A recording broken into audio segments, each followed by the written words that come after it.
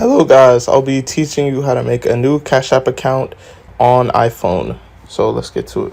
First you want to download Cash App, then open the Cash App app.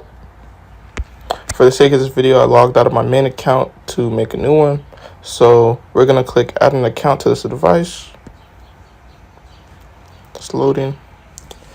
We're going to put my email in. We use one of my random emails.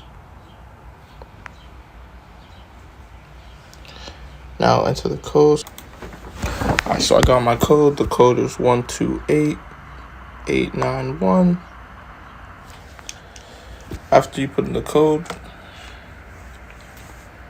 it's gonna ask you to add a debit card number, but we're gonna skip this for now.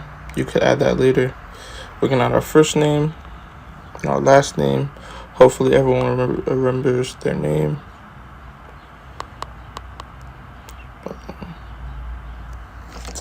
Now we're going to put a cash tag. This is basically our display name on Cash App. We're going to do one, let's just call it my name.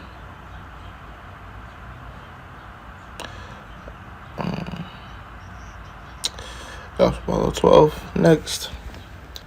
Enter your zip code. That's easy enough.